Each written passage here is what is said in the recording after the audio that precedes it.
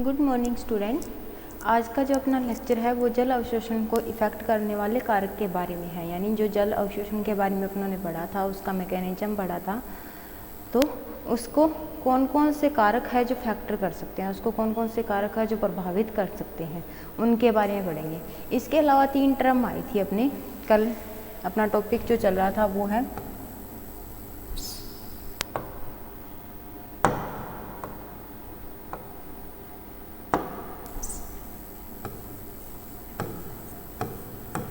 जल का अवशोषण या जल अवशोषण को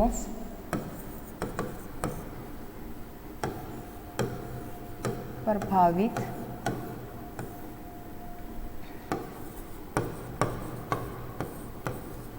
करने वाले कारक, यानी कौन कौन से कारक है जो जल अवशोषण की प्रक्रिया जो है उसे प्रभावित कर सकते हैं, उसके बारे में अपने पढ़ेंगे।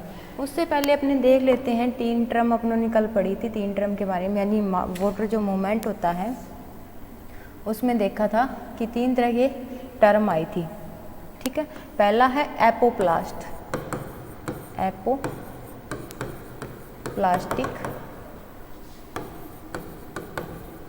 पाथवे, यानी जहाँ पे मैंने आपको इसका वाटर का जल अवशोषण का जो मैकेनिज्म है वो बताया था। मैकेनिज्म में बताया था कि 3 पाथवे हो सकते हैं इसके। एक होता है एपोप्लास्टिक, दूसरा होता है सिम्प्लास्टिक पाथवे, और तीसरा जो होता है वो है ट्रांस मेम्ब्रेन पाथवे। तो ये तीनों टर्म कौन कौन सी होती है इसके बारे में अपने पढ़ेंगे, ठीक है। तो पहला है एपोप्लास्टिक पाथवे। एपोप्लास्टिक पाथवे कौन सा होता है? इसमें क्या होता है, वाटर का जो मूवमेंट होता है, वाटर के जो मॉलिक्यूल होता है उनका मूवमेंट होता है वो कहाँ से होता है, जो इसकी जो सेल वॉल होती है या सेल मेम्ब्रेन होती है उससे डायरेक्ट होता है। यानी जैसे मान लो ये इसकी सेल वॉल है, सेल वॉल से क्या करेगा, अपने को पता है सेल वॉल ही क्या है, एक हेयर की तरह काम करती है। तो इसकी सेल वॉल जो है यहाँ से वाटर जो होता है इसके किनारे किनारे जाना शुरू करेगा, और यहाँ से मान लो दूसरी सेल चल रही है तो इस दूसरी सेल से होता हुआ ये आगे चला जाएगा। तो ये कौन सा पाथवे हो गया, यानी जो सेल वॉल की वॉल से सटे हुए जो प्रक्रिया चल रही है वाटर की, ठीक है। यानी सेल वॉल से सटा हुआ ये जा रहा है ऐसे, तो ये कौन सा हो गया, एपोप्लास्टिक पाथवे। वॉल के सहारे सारे जो वाटर जो है वो जा रहा है।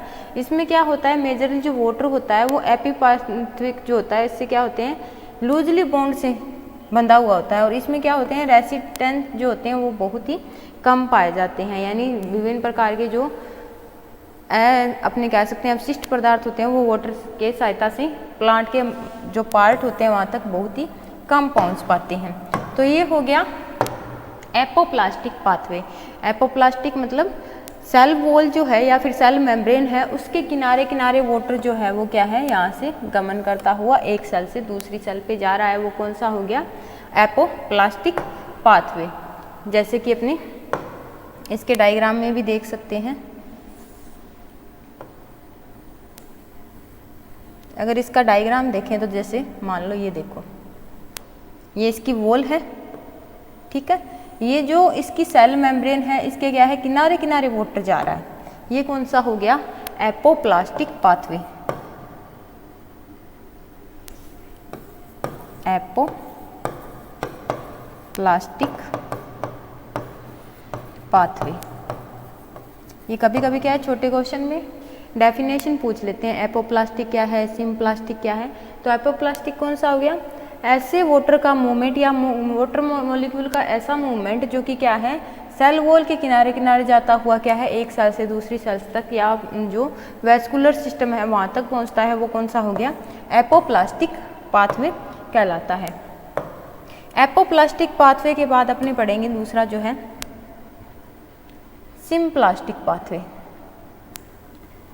सिम्प्लास्टिक पाथवे में क्या होता है, वाटर मॉलिक्यूल जो होते हैं वो क्या है, ओनली एक सेल से दूसरी सेल में क्या होते हैं, प्लाज्मोडेस्माटा होती हैं उनकी सहायता से गमन करते हैं। प्लाज्मोडेस्माटा क्या होता है, एक छिद्र होता है छोटा सा सेल पे, ठीक है। उस छिद्र के माध्यम से क्या होता है, जैसे मान लो इसके कोने पे क्या है, छोटा सा रंध्र है, इस रंध्र से क्या होगा, वाटर जो है वो अंदर जाएगा और सीधा सीधा जाते हुए एक सेल से दूसरी सेल से होता हुआ वो क्या है, इसके जाइलम तक पहुंच गया। वो कौन सा हो गया, सिम्प्लास्टिक पाथवे।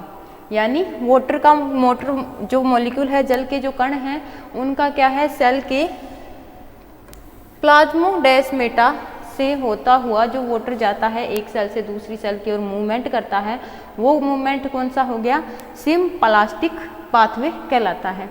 इसमें क्या होता है, इसका जो नेटवर्क होता है वो साइटोप्लाज्म से होते हुए जाता है। यानी क्या है, इंटरनल जो अपने कह सकते हैं कॉम्बिनेशन होता है उससे प्लाज्मोडेस्माटा से होता हुआ जो वाटर है वो एक सेल से दूसरी सेल में पहुंचता है। जैसे डायग्राम में दिखाया गया, जैसा डेस्माटा था, प्लाज्मोडेस्माटा था, यहाँ से वाटर सीधा ही गया और एक सेल से दूसरे सेल से होता हुआ क्या है, इसकी जो जहाँ जहाँ इसे छिद्र मिले, रंध्र मिले एक सेल से दूसरी सेल में जाने के लिए, वहीं से ये क्या करेगा, चला जाता है और कहाँ पे जो वेस्कुलर सिस्टम है या फिर जाइलम जो सेल है वहाँ तक क्या है ये पहुँचवाता है। तो दूसरा कौन सा हो गया, सिम्प्लास्टिक पाथवे। तीसरा जो है वो है ट्रांसमेम्ब्रेन प्लाज्मोडेस्माटा।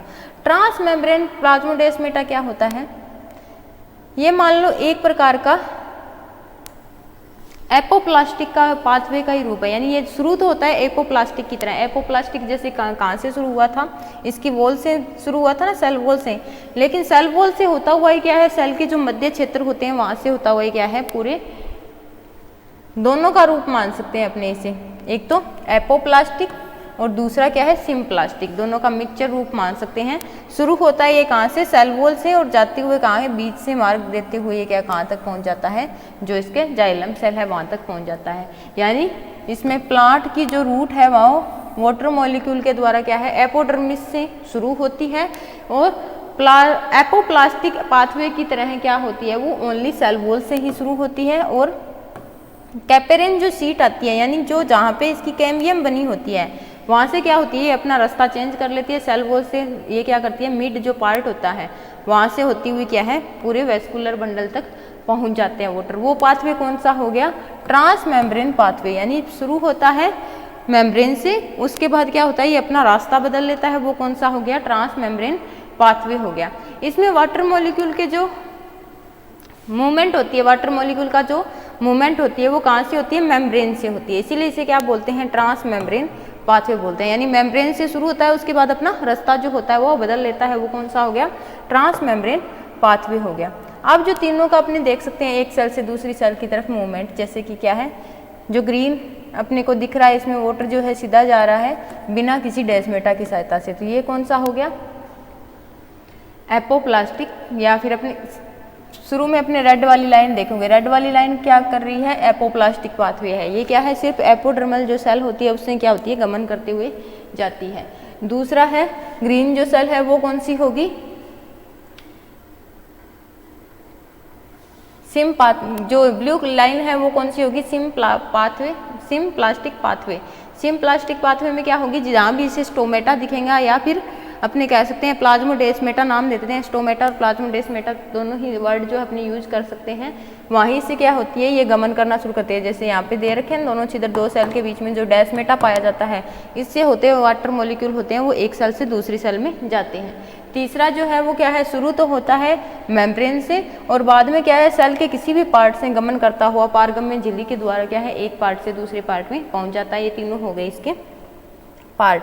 जैसे रूट हेयर है, रूट हेयर से कहाँ पे जाएगा, ये एपिडर्मल सेल्स में, एपिडर्मल सेल से कोर्टेक्स एरिया में, कोर्टेक्स एरिया से एंडोडर्मिस, पेरिसाइकल, वेस्कुलर बंडल और वेस्कुलर बंडल से कहाँ पे जाएगा, ये वाटर जो है जाइलम सेल में पहुँच जाएगा। मैकेनिज्म अपने कल पढ़ चुके हैं, एक्टिव ट्रांसक्रिप्शन।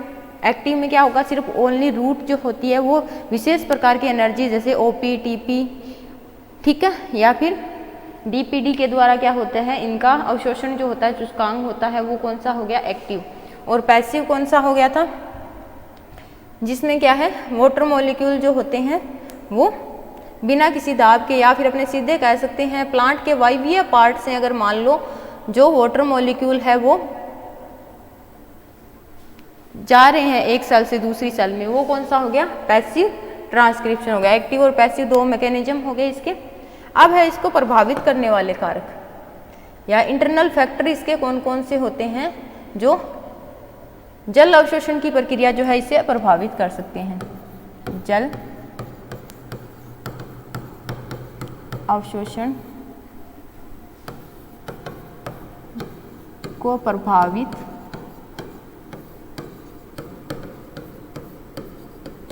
करने वाले कारक,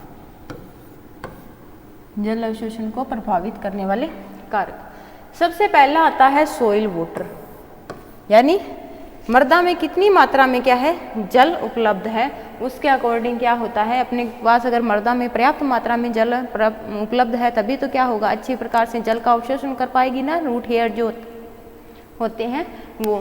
तो अगर मान लो किसी कारणवश क्या है जो कैपिलरी वाटर होता है, ठीक है, उसमें कमी आ जाती है या उसमें वाटर जो होता है वो प्रेजेंट नहीं होता है, तो क्या है जो रूट हेयर है वो आसानी से क्या है जल को अवशोषित नहीं करेंगे, जिससे क्या है जल का अवशोषण जो होता है वो पूर्ण रूप से प्रभावित हो जाएगा और सेल की जितनी भी मेटाबॉलिक प्रोसेस होती है वो कंप्लीट नहीं हो पाएगी। सीधा सीधा है कि अगर मान लो जल का अवशोषण होना है तो उसमें पर्याप्त मात्रा में जल का होना या फिर अपने कह सकते हैं जल की उपलब्धता है वो पूरी रूप से होनी चाहिए, तभी क्या होते हैं जड़ जो रूट हेयर जो होते हैं वो पर्याप्त मात्रा में जल का अवशोषण कर सकते हैं और सेल जो होती है पूर्ण मेटाबॉलिक प्रोसेस जो होती है वो कर सकती है। दूसरा जो है वो है कंसंट्रेशन ऑफ सोइल सॉल्यूशन या सोइल मृदा विलयन की सांद्रता, जिसे अपने हिंदी में बोलते हैं मृदा विलयन की सांद्रता। मृदा विलयन की सांद्रता को देखा जाए तो क्या है, मृदा में अपने को पता है कि ये क्या है एक ओस्मोटिक प्रेशर के द्वारा क्या है जल का अवशोषण होता है। अगर मान लो मृदा में जो कभी कभी क्या होता है सेल में का जो अपने कह सकते हैं ओपी जो होता है या फिर ओस्मोटिक जो विलयन होता है ओएस जो होता है वो क्या होता है बढ़ जाता है और मृदा का जो ओएस होता है या फिर ओस्मोटिक सांद्रता जो होती है वो क्या होती है घट जाती है, जिससे क्या होंगे वाटर जो मॉलिक्यूल होंगे, ठीक है, वाटर जो मॉलिक्यूल होंगे वो क्या करेंगे मृदा घोल से क्या है प्लांट में आने की बजाय ये क्या है जितना भी जल है वो या फिर अपने कह सकते हैं बहिर्प्राशन की प्रोसेस होती है वो होना शुरू हो जाती है, यानी जल का बहिर्प्राशन होना शुरू हो जाता है। अंतःप्राशन की प्रक्रिया होती है वो रुक जाती है, यानी जल जो होता है वो अंदर नहीं पहुंच पाता या वो जल जो होता है वो सेल से बाहर निकलना शुरू कर देता है, जिससे अवशोषण की प्रक्रिया जो होती है वो पूर्ण रूप से अवरुद्ध हो जाती है। और एक ऐसा टाइम आता है जब क्या है प्लांट सेल में क्या है जल की बहुत ज़्यादा कमी आ जाती है, जिससे उसकी क्या है मेटाबॉलिक प्रोसेस जो होती है वो काफ़ी ज़्यादा मात्रा में प्रभावित होती है। ओ एस और ओपी नहीं देख सकते तो अपने सीधा लिख सकते हैं ओस्मोटिक प्रेशर, ठीक है।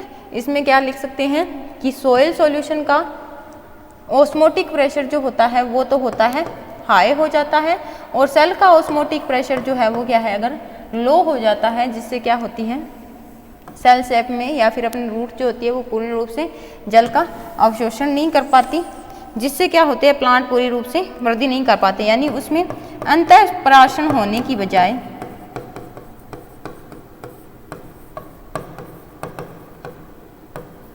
बहिर्प्राशन होना शुरू हो जाता है। अंतःप्राशन होने की बजाय बहिर्प्राशन की प्रक्रिया जो है वो शुरू हो जाती है, ठीक है। सीधा सा मतलब है कि ओस्मोटिक जो सांद्रता है सेल शेप की जो ओस्मोटिक सांद्रता होती है वो क्या होती है किससे मृदा की अपेक्षा बढ़ जाती है। सेल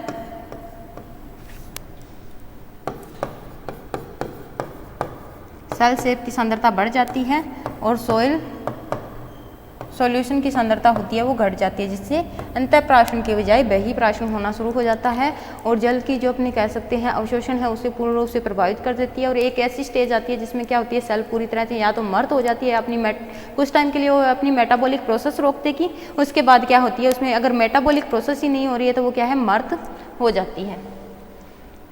उसके बाद है सोइल एयर। सोइल एयर है इसका भी क्या है मेन रोल माना गया है किसमें जल अवशोषण में, क्योंकि सोइल एयर में ज़्यादातर क्या पाया जाता है O2 पाया जाता है, ठीक है। अगर मान लो जल अवशोषण के लिए क्या है, ऑक्सीजन होता है, वो मेन अपने कह सकते हैं सोर्स माना जाता है इसको अवशोषित करने का। अगर मान लो मृदा में क्या है, जो O2 है उसकी कमी आ जाती है, ये कम हो जाता है, तो जल में अपने कह सकते हैं मिगलानी प्रतिशत जो होता है वो बढ़ जाता है, या फिर अपने कह सकते हैं जल की कमी आ जाती है सोइल में, क्योंकि वो क्या होती है, जल वो सोइल के जो मॉलिक्यूल है वो जल को बांध के नहीं रह सकते, यानी कैपिलरी जो क्षेत्र होता है वहाँ पे क्या होता है, जल के मॉलिक्यूल उपलब्ध नहीं होंगे। अगर जल के मॉलिक्यूल उपलब्ध नहीं होंगे तो रूट हेयर जो है वो जल को अवशोषित कहाँ से करेंगे। तो जो सॉइल एयर है ये भी क्या होता है, मेन प्रभावित करता है। अगर मान लो, और जल सॉइल जो है इसको O2 कहाँ से मिलती है, इन्वायरमेंट से या वायुमंडल से क्या होती है, इसको O2 जो होती है वो मिलती रहती है। तो ये हो गया इसका प्रभावित करने वाले अपने कह सकते हैं मेन जो कारक हो गए। इसके अलावा लास्ट जो है वो है सोइल टेम्परेचर, जिसे मेन माना गया, जिसे अपने कहते हैं मृदा तापक्रम। मृदा तापक्रम क्या होता है, जैसे कि कुछ साइंटिस्ट थे, जैसे कैलीमेट्स थे, मेरियंस थे, उन्होंने बताया था कि मृदा का टेम्परेचर अगर मान लो हाई होता है तो क्या है, मृदा में जो जल जो है उसके मॉलिक्यूल की कमी आ जाती है, जिससे क्या होती है, जो इसके रूट हेयर है उनको पर्याप्त मात्रा में जल नहीं पहुंच पाते।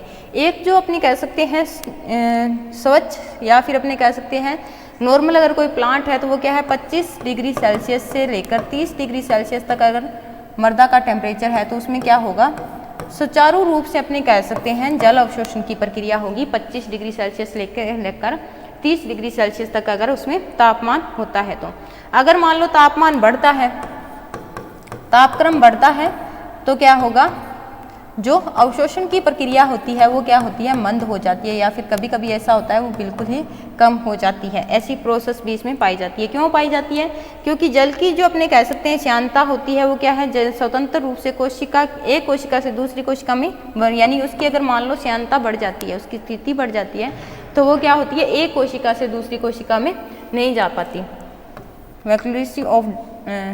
वेसिकुलेटी of gel plasmodesmata in increase. ठीक है। दूसरा है permeability of cell membrane is degraded, यानी जो परमेबिलिटी है सेल मेम्ब्रेन की वो क्या होती है, हाश हो जाती है। मृदा जल जो टेम्परेचर बढ़ने के साथ क्या होती है, वो सेल की जो अपने मेम्ब्रेन होती है वो क्या है, टूट जाती है, जिससे जल अवशोषण होता है वो पूरी रूप से नहीं हो पाता। इसके द्वारा क्या होती है, जितनी भी मेटाबॉलिक एक्टिविटीज होती है वो भी क्या होती है, कम हो जाती है। इसके अलावा रूट की ग्रोथ होती है और उसका इलोंगेशन होता है वो भी क्या होता है, पूरी तरह से नष्ट हो जाता है, यानी रूट जो होती है वो डिवीजन नहीं कर पाती। सीधा सीधा मतलब है कि जितनी भी मेटाबॉलिक प्रोसेस होती है, फिजियोलॉजिकल प्रोसेस जो होती है प्लांट की, सेल की, वो क्या होती है, पूरी तरह से प्रभावित होती है। किसके कारण, मृदा टेम्परेचर बढ़ने के कारण। एक स्वच्छ सेल जो होती है वो क्या होती है 25 से लेकर 30 डिग्री सेल्सियस में क्या है, अच्छी मात्रा में जल का अवशोषण करती है। अगर मान लो जल जो अवशोषण है वो कम हो रहा है या फिर जल 0 डिग्री सेल्सियस भी अगर तापमान है मृदा का, तब भी क्या होता है, इसका अवशोषण जो होता है वो बहुत ही कम हो पाता है। तो इसी प्रकार से मृदा टेम्परेचर जो है वो क्या होता है, इसको प्रभावित करता है। तो ये हो गए इसके कुछ कारक प्रभावित करने वाले, मृदा जल अवशोषण को प्रभावित करने वाले कारक। और इसकी जो 3 टर्म आई थी वो कौन कौन सी, एपोप्लास्टिक, सिम्प्लास्टिक और ट्रांस मेम्ब्रेन प्लास्टिक जो पाथवे हो गया। इन तीनों पाथवे के बारे में आज अपनों ने पढ़ा था। तो ये इसका क्या है, इतना सा टॉपिक रहा हुआ था जो मैंने आज आपको करवा दिया, छोटा सा टॉपिक रहा था। इसी के साथ ये जो टॉपिक है अपना यहीं पे समाप्त होता है। Thank you.